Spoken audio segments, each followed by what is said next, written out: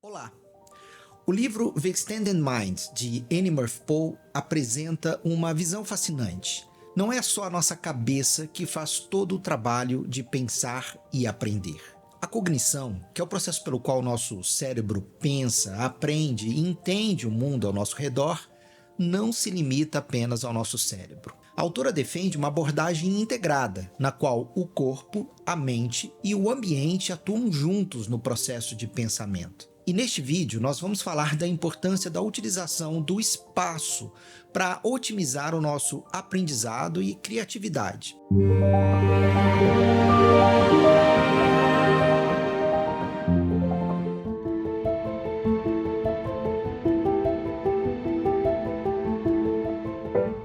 A ideia é que nós podemos expandir a nossa mente por meio do espaço físico. O espaço pode nos ajudar a pensar de forma mais clara, a raciocinar de maneira mais eficaz, a ter insights, a resolver problemas e aumentar a nossa criatividade. O nosso cérebro tem um conjunto de estruturas e mecanismos que nos permitem entender a nossa localização no espaço, a navegar pelo ambiente e lembrar de locais específicos. E o interessante é que o nosso sistema de navegação cerebral não só nos ajuda a navegar pelo espaço físico, mas também influencia a maneira como nós organizamos e acessamos memórias e informações num contexto mais abstrato. O que parece é que o cérebro não faz uma distinção rígida entre o espaço físico real e as representações espaciais, como as encontradas numa folha de papel ou numa tela de computador. E é particularmente interessante como essas estruturas do nosso cérebro, que são muito importantes para a navegação espacial e a memória de lugares, também são ativadas quando nós navegamos em espaços conceituais. E isso quer dizer que quando a gente organiza ideias e conceitos num layout espacial, seja numa folha de papel ou numa tela, o nosso cérebro usa os mesmos mecanismos que nós usamos para nos orientar no mundo físico. E essa generalização nos permite usar a nossa habilidade natural de orientação espacial para estruturar e entender informações complexas. Portanto, nós temos a capacidade de usar o nosso sistema de navegação cerebral não apenas para nos localizar geograficamente, mas também para estruturar e reforçar o nosso aprendizado. E é aqui que essa história começa a ficar muito interessante. Como isso funciona na prática? Por exemplo, você pode usar diagramas ou criar mapas conceituais ou mapas mentais que organizam conceitos de forma espacial. E quando você faz um mapa mental, você usa conceitos abstratos, certo? Mas quando você faz isso, você usa o senso de localização inerente do seu cérebro para organizar os seus pensamentos e ideias. E nós também podemos explorar esse sentido de espaço usando telas maiores, telas grandes, que nos permitem visualizar e manipular informações digitais de maneira mais dinâmica e intuitiva. Ou usando técnicas de memorização, como a famosa técnica do Palácio da Memória. E essas técnicas que usam o espaço podem facilitar a lembrança de informações. Então, sabe o que todas essas práticas têm em comum? É que elas aproveitam a nossa habilidade para perceber, para interagir e lembrar informações com base no layout espacial. Muito da nossa habilidade de pensar de maneira mais eficiente vem da nossa capacidade de externalizar ideias e conceitos, tirando-os de dentro da nossa cabeça. E assim, a gente consegue enxergar tudo isso sob uma nova perspectiva. Uma outra maneira de ver isso é que, ao transferir a carga cognitiva para fora da cabeça, nós conseguimos liberar recursos mentais. E isso nos ajuda a nos concentrar mais profundamente no material que a gente está estudando ou com o qual a gente está trabalhando, mantendo uma fluidez e uma coesão do nosso trabalho. E isso vale para várias situações, desde estudantes memorizando material de estudo até adultos preparando discursos, por exemplo.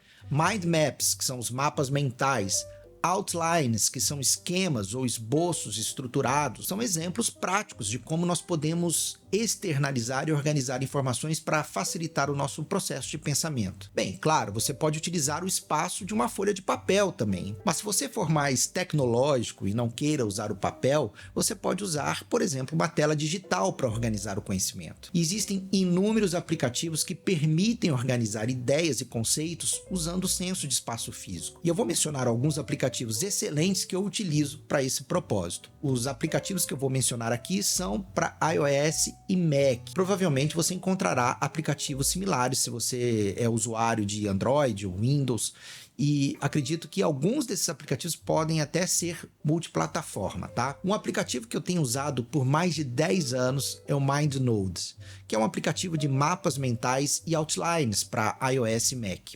Eu já utilizei bastante o MindNode para realizar brainstorming, tomar notas de leitura e até mesmo para resumir livros inteiros.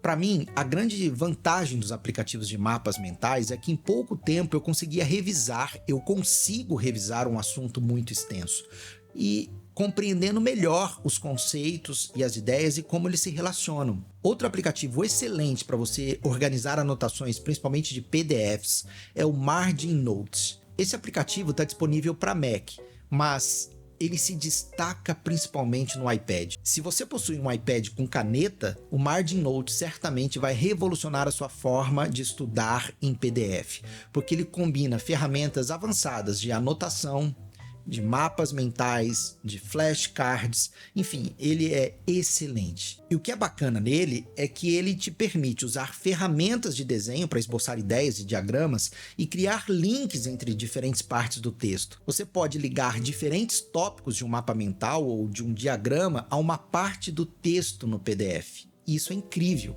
E se você é um usuário do Obsidian, eu tenho certeza de que muitos dos que acompanham este canal o são, há um recurso muito interessante nele, que é o Canvas. O Canvas é como uma tela infinita onde você pode organizar as suas anotações de uma maneira mais visual. É como ter sempre à mão um enorme quadro digital, onde você pode adicionar notas, imagens, links. E também tem o Logseek, um outro aplicativo do qual eu gosto muito. Excelente para aqueles que usam métodos Ethelcasting, assim como o Obsidian. E possui um recurso nativo chamado Whiteboard. Enfim, aprender nunca foi tão divertido.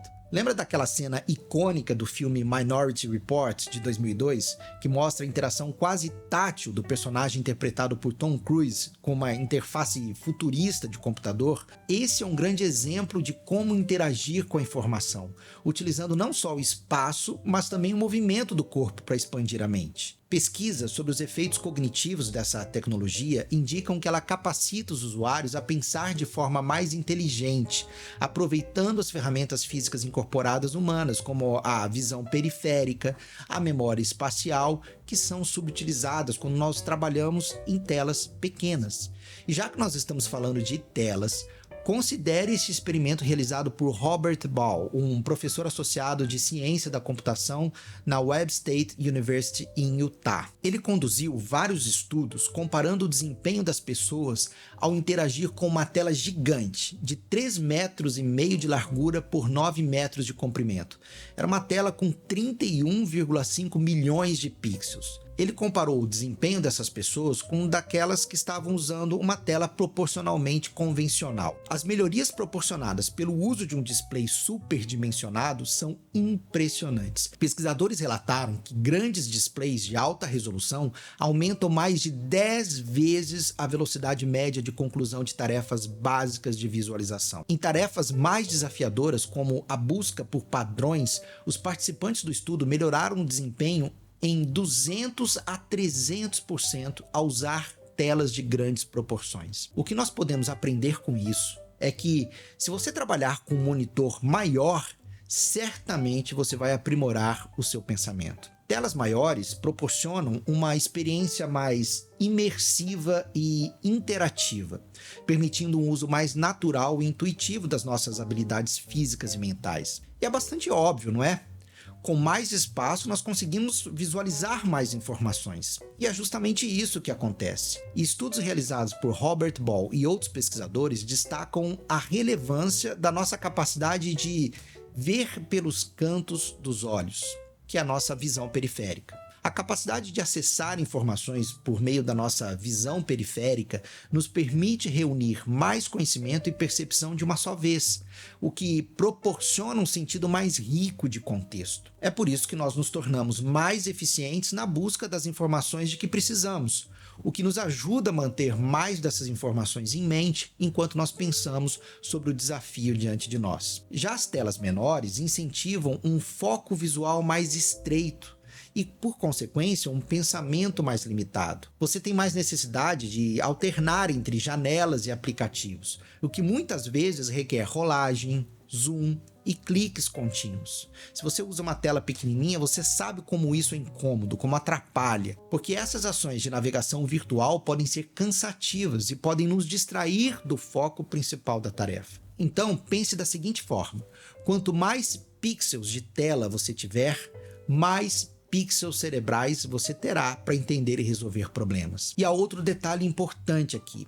A interação com o conteúdo numa tela grande nos leva a nos mover mais, seja nos inclinando para frente para ver os detalhes de perto, ou nos movimentando lateralmente para seguir elementos que se movem na tela. Nós giramos o tronco, giramos a cabeça, e quando nós fazemos isso, nós vamos gerando etiquetas mentais que aprimoram a memória em relação à localização espacial da informação. Aliás, a recomendação dos pesquisadores é que, em vez de você focar exclusivamente em tecnologias mais rápidas e poderosas, comprando um computador mais potente, você deveria investir num display maior ou até mesmo em múltiplos monitores, já que eles podem melhorar significativamente a sua produtividade. Lembre-se disto: quando o pensamento sobrecarrega a mente usa o mundo. Se você acompanha os vídeos deste canal, você deve ter notado como vários tópicos estão interligados. A prática de escrever com suas próprias palavras para melhorar o seu aprendizado, os níveis de leitura de Mortimer Adler,